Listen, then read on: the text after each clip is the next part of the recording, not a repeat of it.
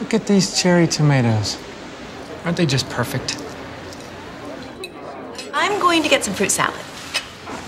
Thanks.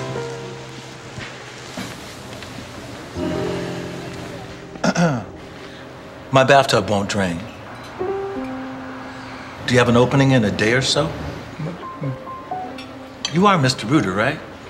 Bank teller. Remember, there are other courteous people besides Mr. Reuter Plumbers.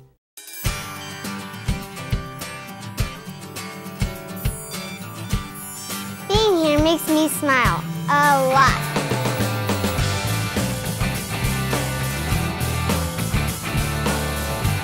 It's one place I don't have to worry about fitting in.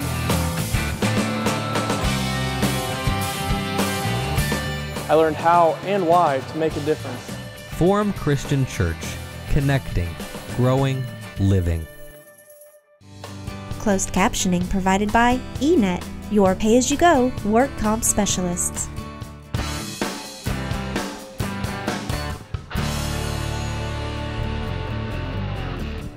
Day 219 out here at John and Toby's home, and things are rocking and rolling. Things are falling into place.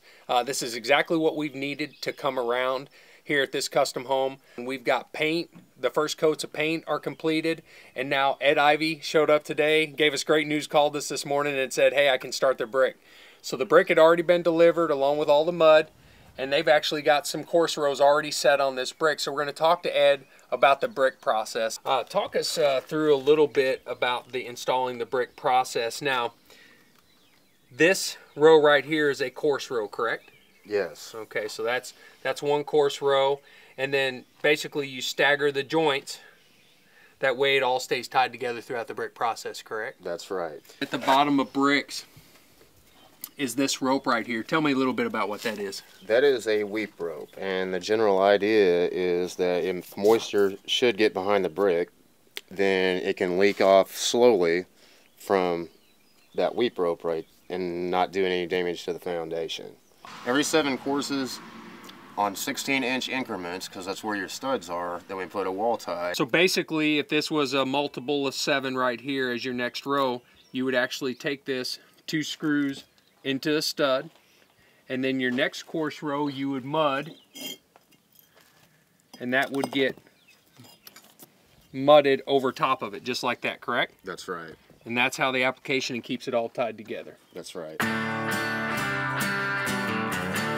Day 227 here at John and Toby's custom home, and we're working on the finishing touches to the exterior of the home. We have the gable siding going up, and the brick was just finished. We just got 2 columns left to go on that. We're going to head over to the window to show you what we were talking about in the earlier stages of the brick process, and then show you what it takes to wrap it all up. Come with me, we'll take a look. What we have here is the windowsill.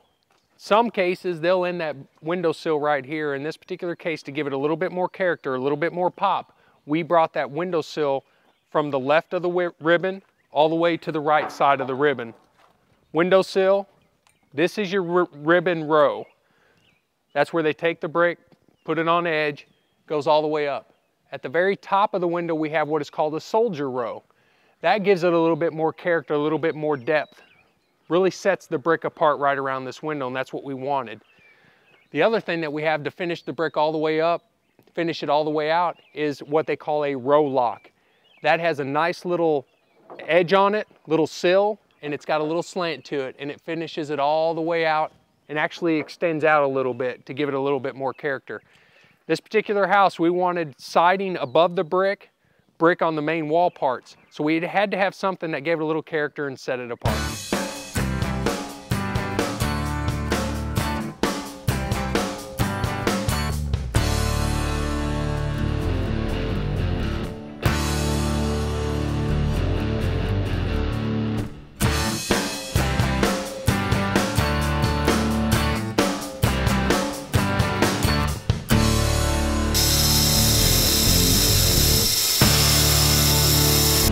I've seen it where they trim nail these cleats in, these runners in, and it's not good. Yeah, 6 months to a year later, middle of the night, you'll just hear something cracking down.